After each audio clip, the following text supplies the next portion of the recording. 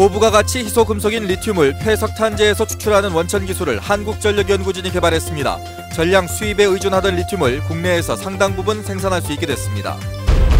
강진의 남미륵사에 피어난 큰 가시 연꽃 위에 불자들이 앉아 기도를 하는 모습이 연출됐습니다. 놀라운 광경이 알려지면서 전국의 사진작가들이 몰려들고 있습니다. 광양 백운산 일원이 농촌체험과 생태관광의 거점으로 새롭게 조명을 받고 있습니다.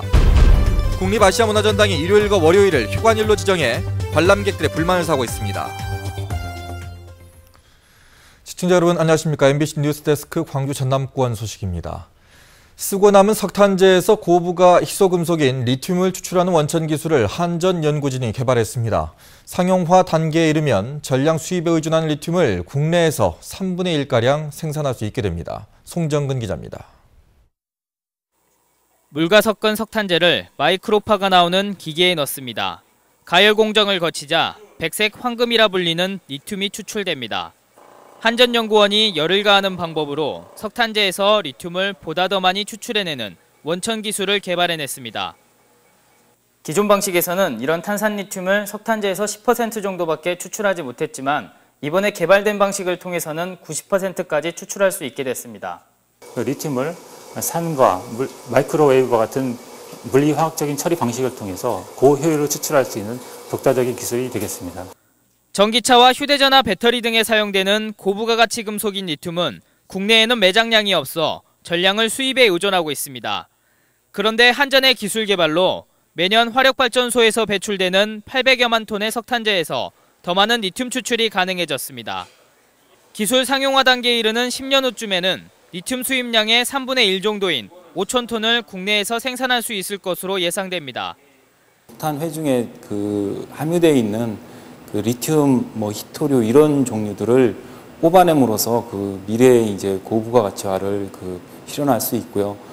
연구진은 또 리튬보다 100배 정도 더 비싼 히토류 금속까지 동시에 뽑아내는 기술 고도화도 추진하고 있어 성공할 경우 상당한 경제적 파급 효과가 예상됩니다. MBC 뉴스 송정근입니다. 국립아시아문화전당이 일요일과 월요일을 휴관일로 지정하고 있어서 관람객들의 불만을 사고 있습니다.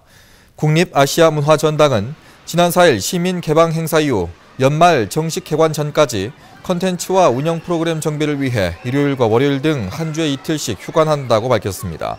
다만 예술극장과 어린이문화원 등 개별 컨텐츠가 운영되는 곳은 공연 일정에 따라 예외적으로 개방된다고 설명했습니다.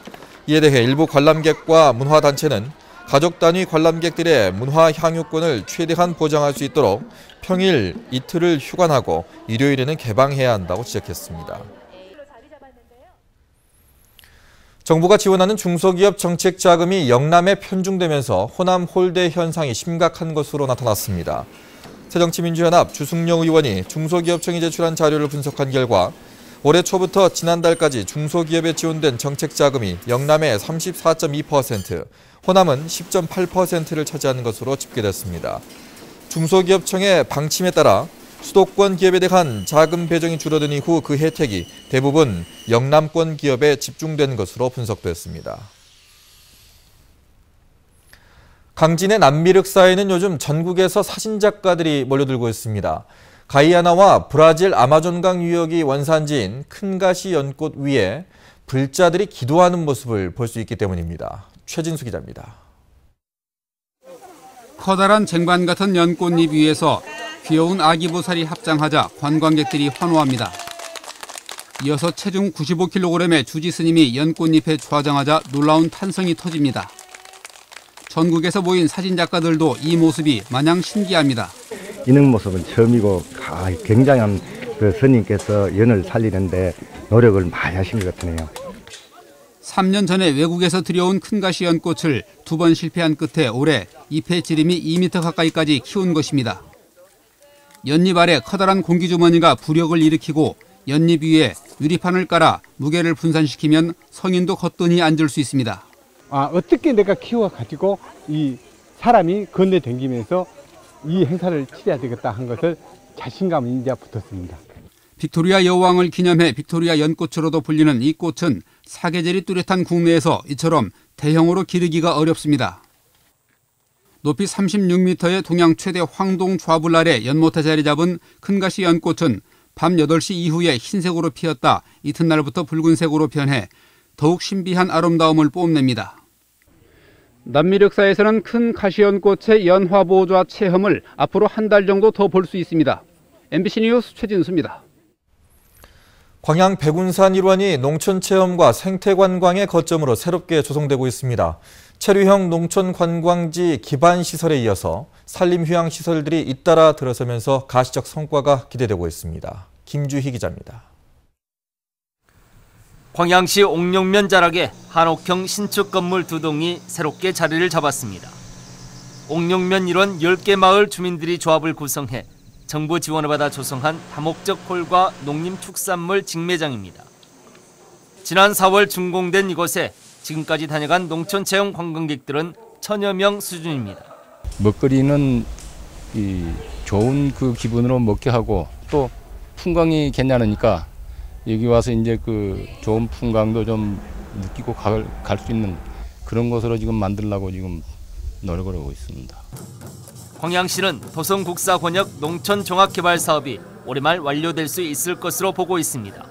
남은 사업은 현재 추동마을에 4개소를 마을 진입로 및 마을 쉼터를 올 연말까지 조성하여 최종 준공할 계획입니다.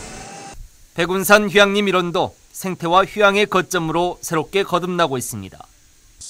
최근 산림문화휴양관이 새롭게 조성된 데 이어 오토캠핑장, 목재문화체험장 조성 사업 등도 활발하게 추진되고 있습니다.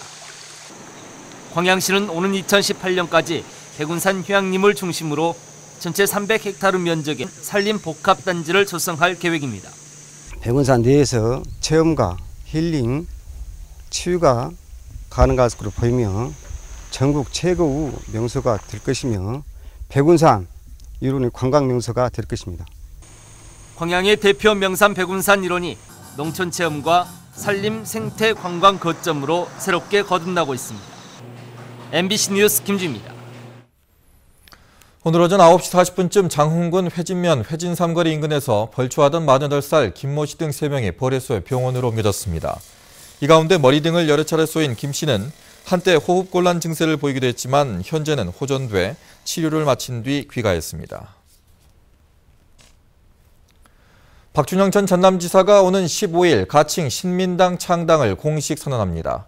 박 전 지사는 오는 15일 서울에서 기자회견을 갖고 이번 달 발기인 대회를 거쳐 창당 준비위를 발족하고 늦어도 올해 안에 창당 작업을 마무리한다는 구상을 밝힐 예정입니다. 당명은 신민당으로 정할 것으로 알려졌는데 무소속 천정배 의원이 신당 창당을 가속화하는 상황에서 박 전 지사가 창당을 공식화함에 따라 내년 총선을 앞둔 야권의 지형 재편이 한층 복잡하게 전개될 것으로 보입니다. 전라남도지사배 전국 바다핀 수영대회가 오늘 여수 웅천해변공원에서 열렸습니다. 올해로 2회째를 맞는 전국 바다핀 수영대회는 2km 해안을 돌아오는 학생부와 성인부로 나눠 진행됐고 전국에서 500여 명의 선수들이 참가했습니다. 한편 이 대회에 선수로 참가했던 여수해양경비안전서 직원 51살 박모 씨가 오늘 오후 2시 5분쯤 물에 빠져 병원으로 옮겨졌지만 의식을 회복하지 못하고 있습니다. 해경은 목격자 등을 상대로 정확한 사고 경위를 파악하고 있습니다. 위생 기준을 어긴 채 영업을 해온 음식 배달 관련 업체들이 적발됐습니다. 전남도는 스마트폰 배달 앱으로 주문을 받아 음식물 배달업을 하는 업체 80여 곳을 위생 점검한 결과 17곳의 위반 사항을 적발했다고 밝혔습니다. 기자와 관련해